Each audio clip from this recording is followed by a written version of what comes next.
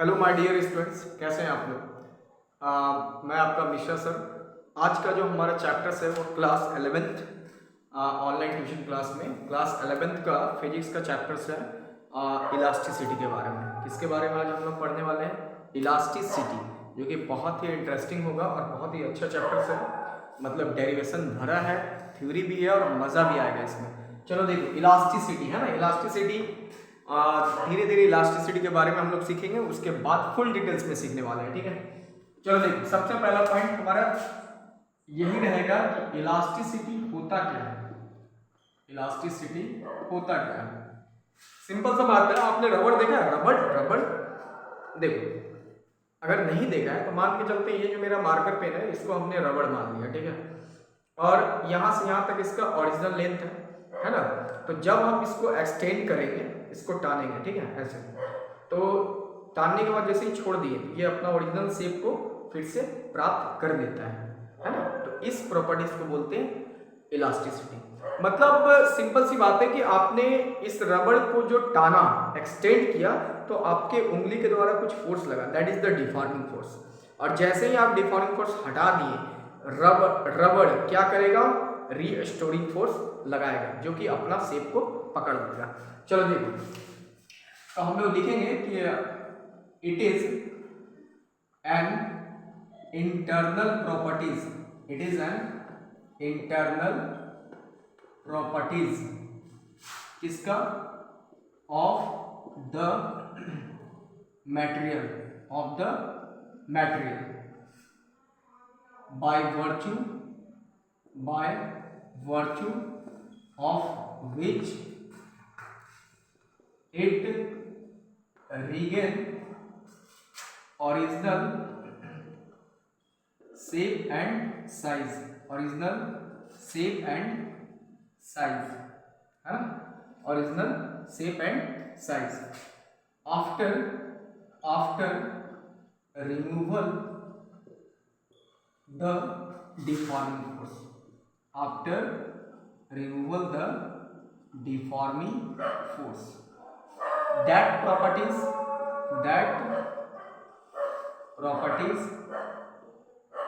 is called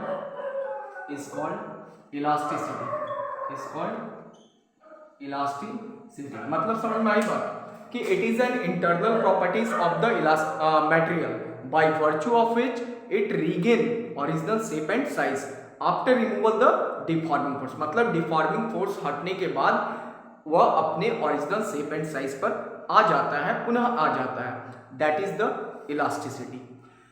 अब देखो यहाँ पर, तो एक जैसे मान लेते हैं, डायग्राम से समझते हैं कि अगर ये कोई इलास्टिक मटेरियल है, ठीक है, तो इसका ओरिजिनल लेंथ को हमने कैपिटल एल मान लिया, तो ये जो मेरा कैपिटल एल है इसको हम लोग बोलेंगे ओरिजिनल लेंथ, ओरिजिनल लेंथ। अब जैसे ही डिफॉर्मिंग फोर्स लगेगा वो हल्का एक्सटेंड करेगा, मान लो पी तक आया, ठीक है, तो ये हो गया मेरा स्मॉल एल, है ना। तो इसको बोलेंगे हम लोग एक्सटेंशन लेंथ, एक्सटेंशन लेंथ। समझ में आई बात? तो मतलब ये डायरेक्शन में आपका डिफॉर्मिंग फोर्स लगा, सारे का डिफरेंशियल बताएंगे, डिफॉर्मिंग फोर्स लगा, ठीक है।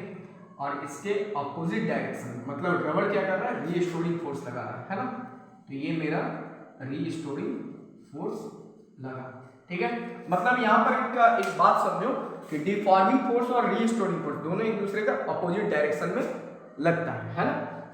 मतलब आप लिख सकते हो, नोट कर सकते हो कि the direction of deforming force is opposite to restoring force, है ना। the direction of deforming force is opposite to restoring force, है ना। मतलब डिफॉर्मिंग फोर्स और रीस्टोरिंग फोर्स एक दूसरे का अपोजिट होता है। तो पहले आप लोग इसको नोट करो, फिर आगे बढ़ते हैं।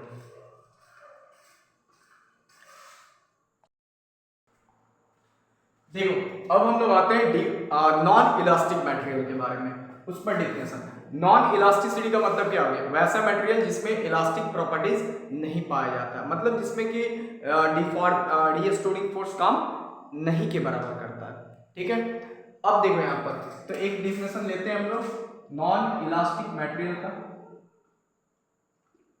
Non elastic the material which have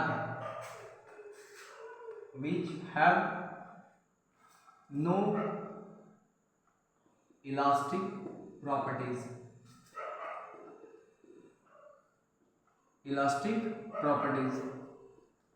is called non-elastic। अब देखो यहाँ पर, अब आते हैं हम लोग डिफॉर्मिंग फोर्स के बारे में। तो हमने अभी बताया आपको कि डिफॉर्मिंग फोर्स क्या होता है। वैसा फोर्स जिसका यूज करके किसी भी इलास्टिक मटेरियल के शेप एंड साइज को हम लोग चेंज कर सकते हैं, that is the deforming force. वैसा फोर्स मतलब the force which is used to change shape and size of the elastic material, that is deforming force. मतलब the force which is used to change shape and size of elastic material is called deforming force. दूसरा एक आपको पढ़ना है restoring force, भी दिमाग में रखो। वैसा फोर्स जिसके द्वारा कोई भी इलास्टिक मटेरियल अपना ओरिजिनल शेप को फिर से प्राप्त करता है, मतलब कि the force which is used to regain original shape and size by elastic material is called restoring force। ठीक है, पहले इसको नोट करो।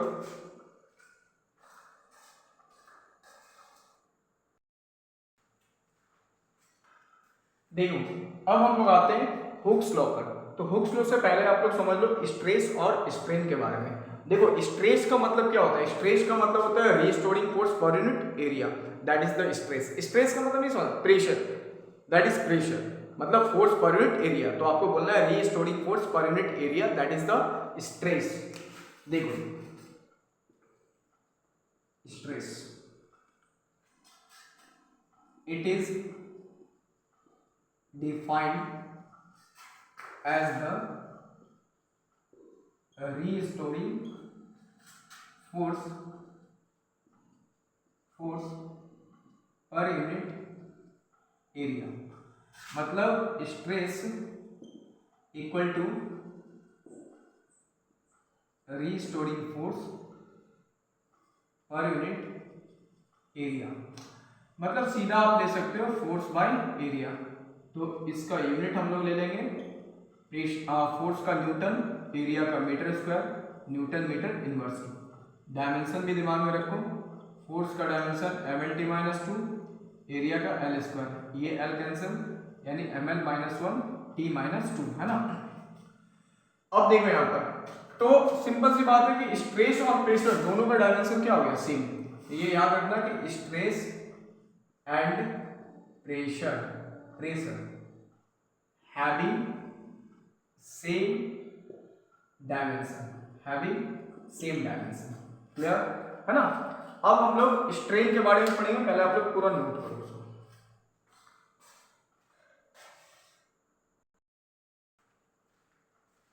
देखो अब हम लोग समझते हैं स्ट्रेन के बारे में। स्ट्रेन देखो स्ट्रेन का मतलब होता है ना, स्ट्रेन का मतलब change in shape to the original shape. Simple सा टॉपिक है। चेंज इन शेप मतलब जितना आपका शेप चेंज हो रहा है और जो इसका ओरिजिनल शेप है उससे डिवाइड करो। मतलब सीधा हम लोग बोल सकते हैं कि ratio of change in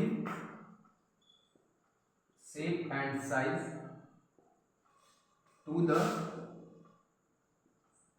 original shape, to the original shape. अब देखो स्ट्रेन 3 टाइप्स का पढ़ना है हमको। पहला होता है लॉन्गिट्यूडनल, ये देखो लॉन्गिट्यूडनल स्ट्रेन। लॉन्गिट्यूडनल का मतलब क्या हुआ, जिसमें लेंथ वाइज चेंज होगा। जैसे रबड़, कोई भी elastic wire lengthwise extend करेगा।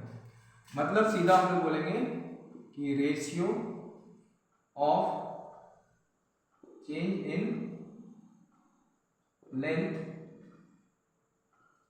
To the original length, to the original length. तो इसका फॉर्मूला हो गया कि change in length, change in length by original length, तो dl by L, dl by L. अब देखो दूसरा होता है यहाँ पर वॉल्यूमेट्रिक, भी पढ़ना है, वॉल्यूमेट्रिक स्ट्रेन। तो वॉल्यूमेट्रिक स्ट्रेन का मतलब कि change in volume to the original volume. तो सीधा हम लोग बोलेंगे कि ratio of change in volume to the original volume, to the original volume. मतलब सीधा हम लोग लिखेंगे dv by v, dv by v, that is the change in volume by original volume, है ना। ठीक है। अब थर्ड में होता है एक शियर। तो सबसे पहले हम ग्राफ भी कर देते हैं थोड़ा।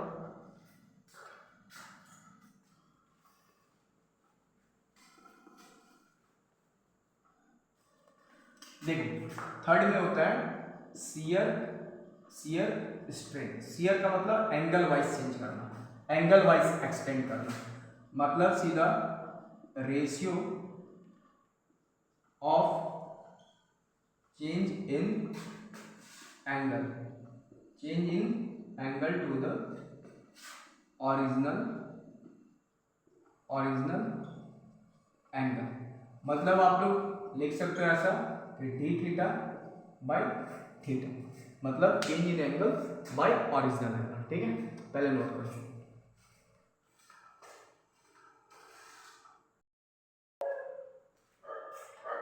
देखो अब हम लोग आते हैं हुक्स लॉ। ये देखो हुक्स लॉ। देखो हुक जो है ना, ये एक साइंटिस्ट का नाम है। हुक्स ने क्या स्टेटमेंट दिया था कि जैसे देखो मान लेते हैं कि एक रबड़ है, ठीक है, अब उसमें 2 ग्राम का पत्थर वेट लटका दो तो थोड़ा एक्सटेंड करेगा।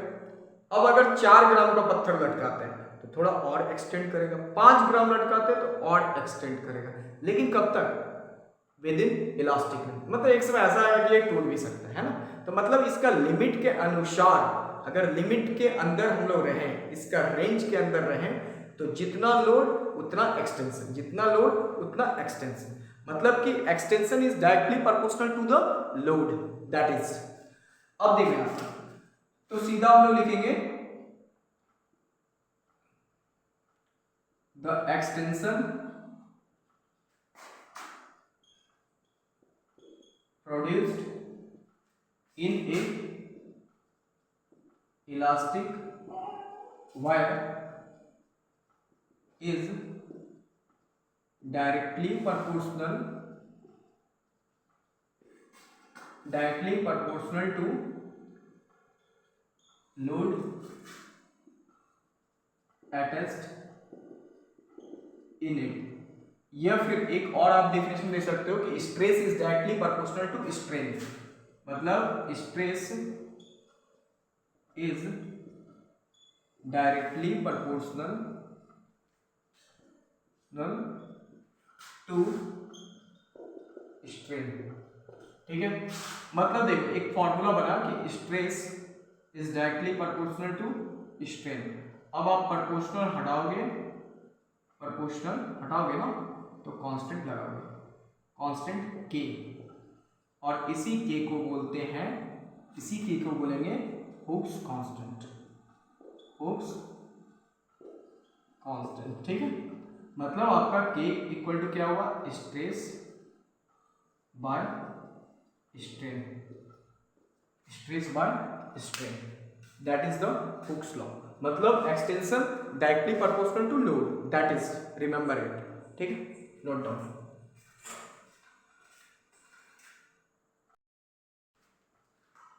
देखो, अब जो टॉपिक स्टार्ट करने वाले हैं, अब सिर्फ डेरिवेशंस का टॉपिक है।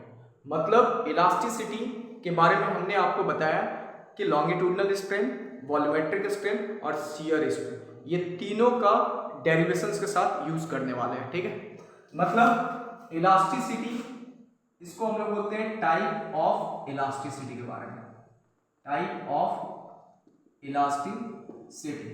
देखो, डेरिवेशन एग्जाम में आता भी है। पहला होता है आपका Young's modulus, Young's modulus of elasticity, Young's modulus of elasticity, मतलब लेंथ वाइज एक्सटेंड करेगा। देखो, इसका डेफिनेशन याद रखो, इसका डेफिनेशन क्या लेंगे हम लोग कि it is defined as the ratio of stress to the longitudinal strain, है ना। मतलब देखो, सिंपल सा है, जैसे इसका डायग्राम देखो, मान लेते हैं ये एक रबड़ है, इसका ओरिजिनल लेंथ L। अब इस पर जब डिफॉर्मिंग फोर्स लगाएंगे तो ये P एक्सटेंड करेगा, तो स्मॉल है एक्सटेंशन लेंथ, ये मेरा एक्सटेंशन लेंथ, और ये मेरा ओरिजिनल लेंथ।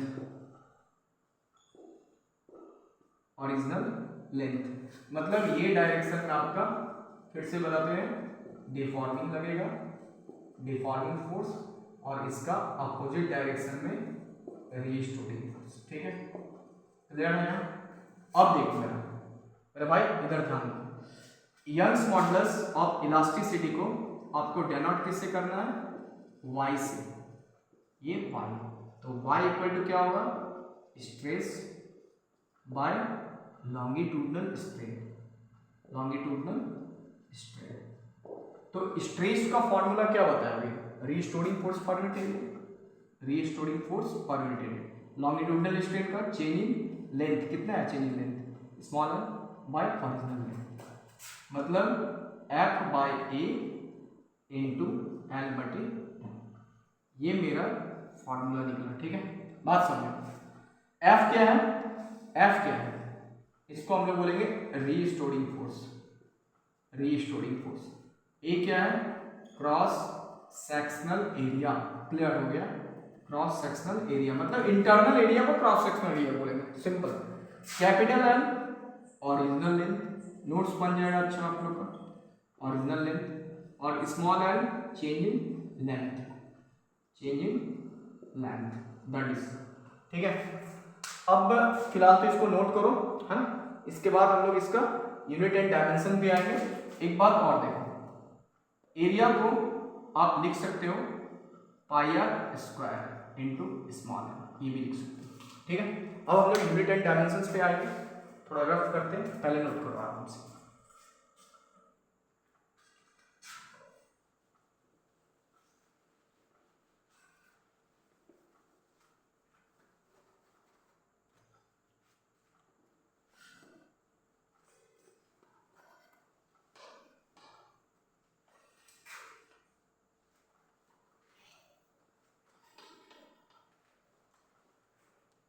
चलो देखते हैं, अब हम लोग यूनिट एंड डायमेंशंस की ओर चलते हैं, यंग्स मॉडुलस ऑफ इलास्टिसिटी का यूनिट एंड डायमेंशन।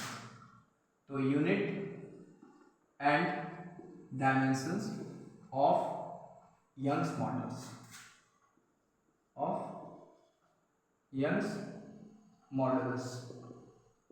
ठीक है, देखो अभी हमने फॉर्मूला बताया आपको F by A change in length by original length. कितना आसान है यूनिट निकालना, ये देखो यार।